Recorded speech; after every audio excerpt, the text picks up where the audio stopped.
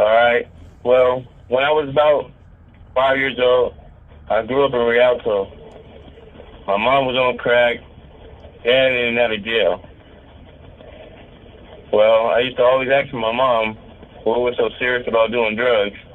I was too young to kind of like grasp what she meant.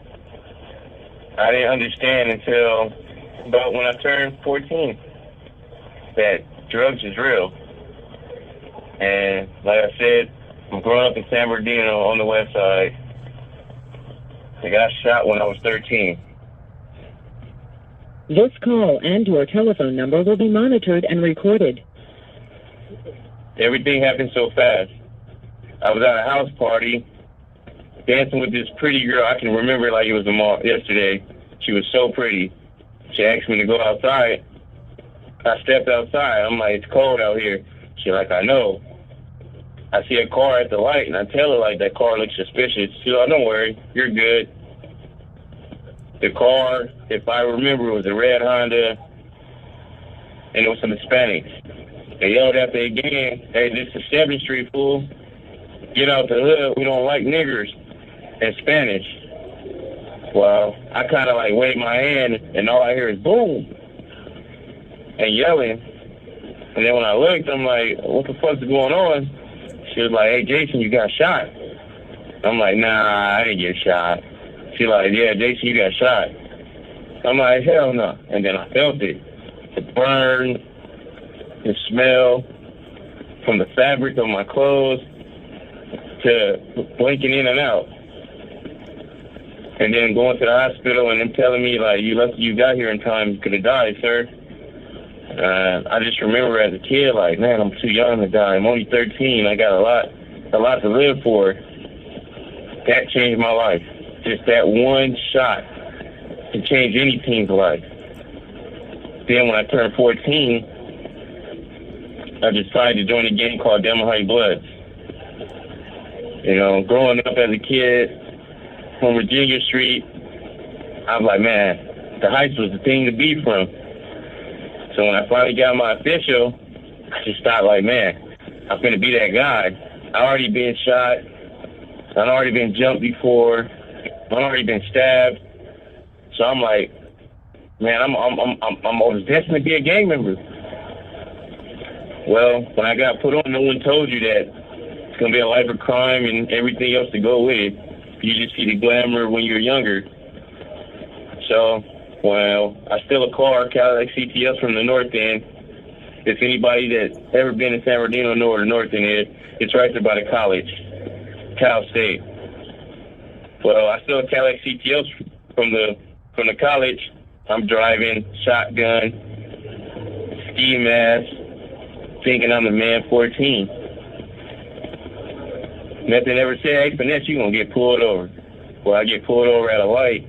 I'm only 14, so I'm like, all right, I'm going to play it cool, put my seatbelt on, and look straight. Well, police blurred me. I get pulled over. They check the car. I have no license or nothing because I'm only 14. But when they find all that, my heart starts beating. I get scared. I'm so scared I can feel the rumbling of the sirens and all the helicopters. I go to juvenile hall. I'm like 6 months in juvenile hall. First court date, I go to a boys camp, Apple Valley.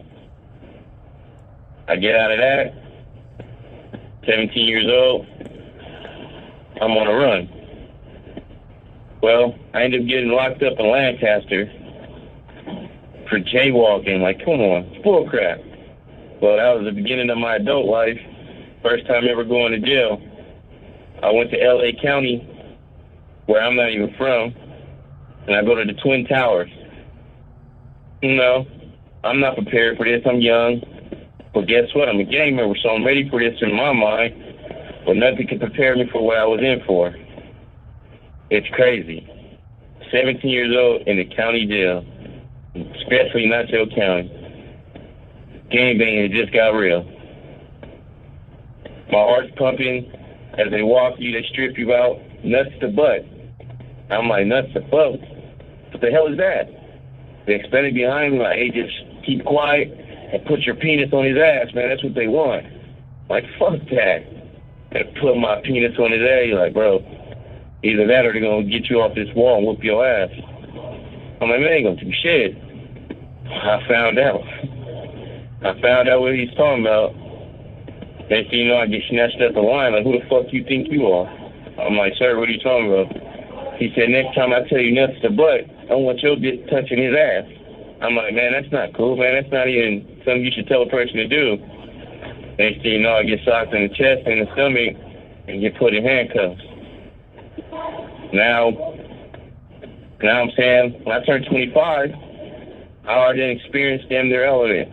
I got locked up in Vegas at 18, went to prison for robbery, for some liquor, but I had a gun in my backpack, a fateful Ruger, bulldog, which I'll call it, a revolver, special edition, lemon squeeze. I get pulled over after doing that little bullshit beer run, and I get caught with the gun in my backpack on the southwest of Vegas, Rainbow Warren Springs, which pretty much is a rich neighborhood. Police pull me over like, oh, well, you matched the description of a robbery that just happened at Albertsons. I'm like, it can't be me. He said, well, this Louis Vuitton backpack says it all with this gun. I'm like, yeah, whatever. So I go to jail, CCDC, Clark County Detention Center, the 8th floor. You know, after shitting inside the holding cell, well, not the holding cell, the holding tank before you go to the medical side, which they have two sides to it. First, you get your fingerprints, name, and all that after sitting in the cold for a while. Then you go to the medical side where you sit for about 2-3 hours to see the nurse in the psych. After seeing that, they put you on your blues and send you up the elevator. Well, when I get there, I'm already done experienced jail life in California. Vegas is too kind of different because you got everybody from just about everywhere. You got everybody from different countries, states, so it's different. The politics is different. The whole scenery is different. Well, from there, I go to court. I get 6 to 5. 5 is being a low number if I do good. 6 is the max. I ended up doing a max because I got tattoo write-ups, tattoos on my face, a couple of riots, a couple of stabbings. Well, I get out of prison 5 years later, 2015. 24 years old, about to be 25 March 23rd. I meet my wife. I start going to jail in California again. I get arrested 4 times as an adult in California because, you know, when I was 17, they didn't consider me as an adult because it was a juvenile hall warrant. So I get arrested 4 times for violation, gun violation, possessing a stolen car, being in the hood.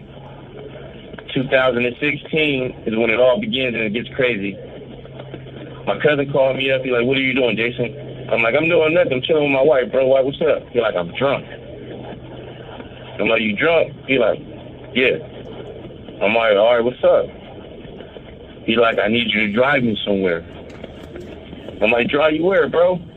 He's like, I need you to drive me over here, over by San Bernardino High School on E and G. I'm like, all right, I got you. He pulled up in his Benz, white Benz, you know, cream rims.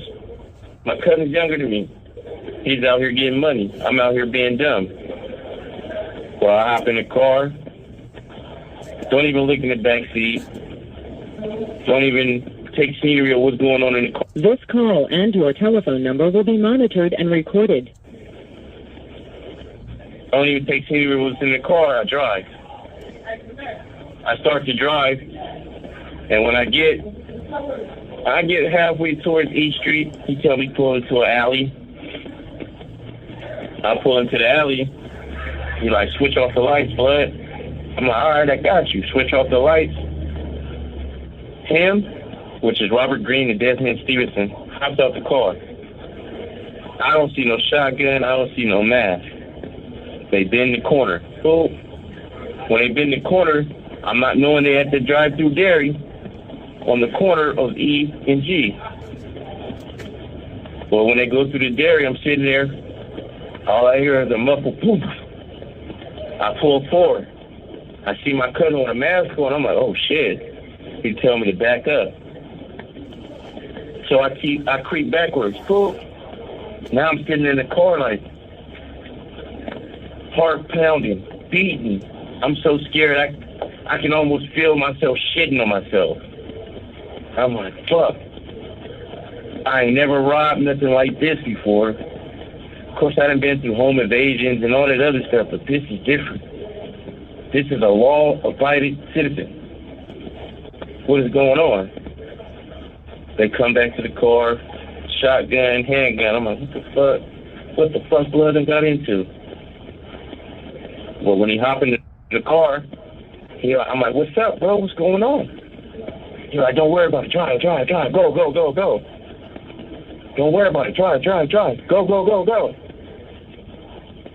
I back up. Don't think nothing of it. Like, fuck you. It is what it is, but I back up, fool. Turn right to back it up and go left, straight back to where we live, on Linwood and Golden. When I get back, I park his car down the street from where we live. That's always a gang tactic, is to park the car away from where you live. Because you never want to get caught with the car around or anything else. So when we get out the car, we count the money. It was only $400, petty money. But I still have let you learn that it was a murder for this money. This is blood money. So I go, I ask him what happened. He don't tell me. I get my cut. I go lay down with my wife. I hear yelling out in the front of the apartment. So I go check. It's my cousin with a shotgun and a half rolled up ski mask on his head. Tripping. Blood. We did some stupid shit. This nigga did some dumb shit. So I go and I'm like, bro, what's up? Like, what you do, cousin? What's good? I'm playing a role. Oh, no, this nigga's stupid, blood. What'd he do? Don't worry about it. I need you to take care of him. So I sit on the stairs. He go.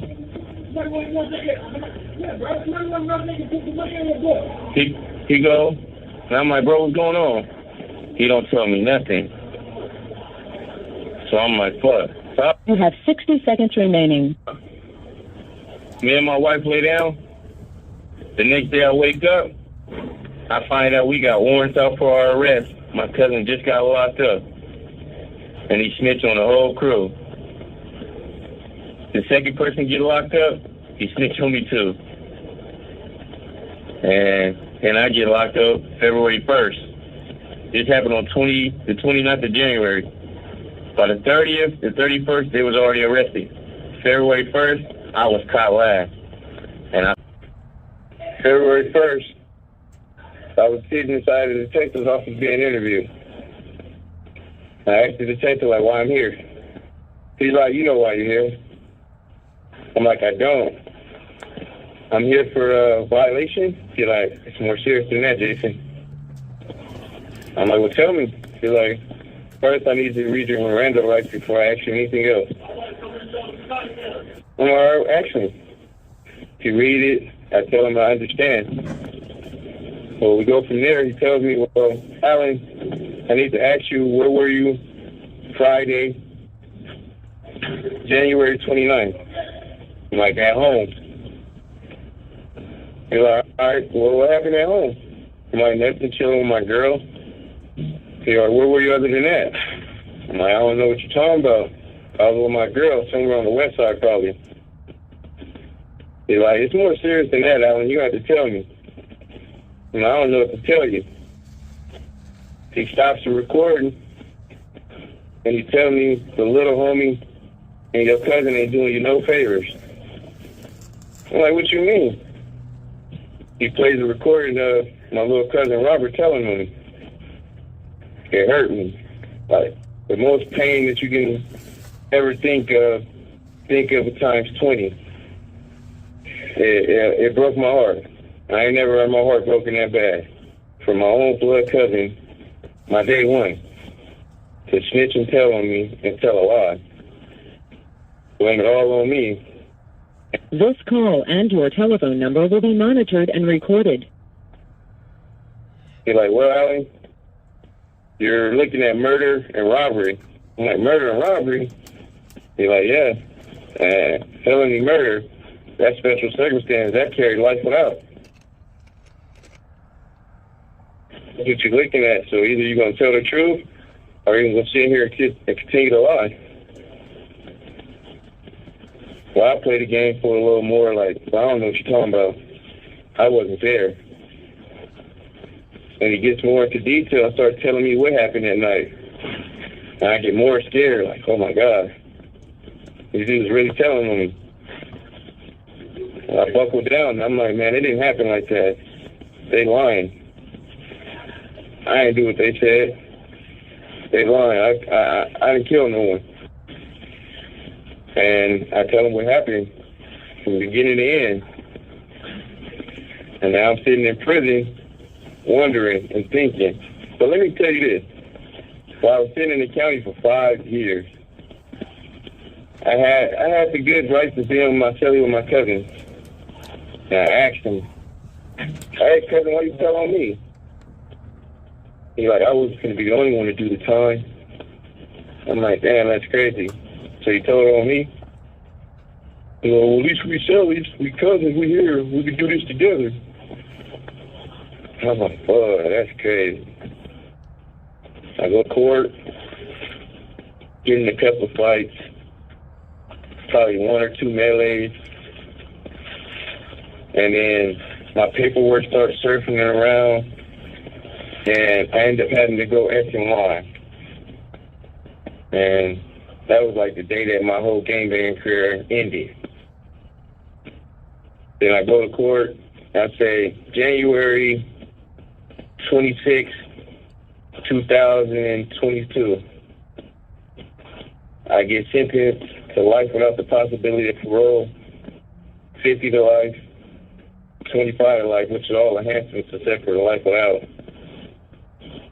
And then I come to prison. I'll go to Wasco. I'm in Wasco State Prison for 2 months. My cousin come up there, and he becomes my cellie. I asked his stupid ass one more time. Like, hey, bro, like, why are you telling me? Like I said, I wasn't finna be on you do the time. I sat on my bed and I just think, like, man, my life is all gone because of one person and one bad decision. And I'm in here for something I didn't do. Now all I got is an appeal, and hopefully God got me through this appeal. If not, I'll just be another one lost in the system. But as of today, I'm still striving to be that guy to get out, man. And that's my story. This is 1611 North East Street here in San Bernardino, California. And this is the dairy where Mr. Patel was murdered during the course of that robbery 8 years ago. Can you imagine? You own a business, you work hard, you probably work 14, 16 hours a day just to have some dudes come in here and kill you. And also, can you imagine you're just chilling with your wife in bed and your cousin says, hey man, I need you to drive this car for me, whatever the real story is of what happened, and you're only the getaway driver, and you know you're sitting right here in a car and you think this is just a simple robbery, and it turns from you driving a car to you serving the rest of your life in prison with no chance of ever getting out, ever.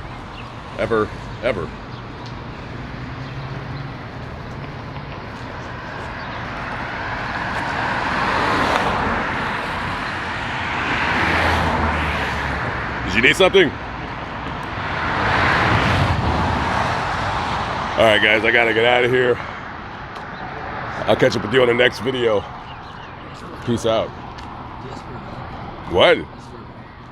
Spare $1? I don't got any money on me, bro.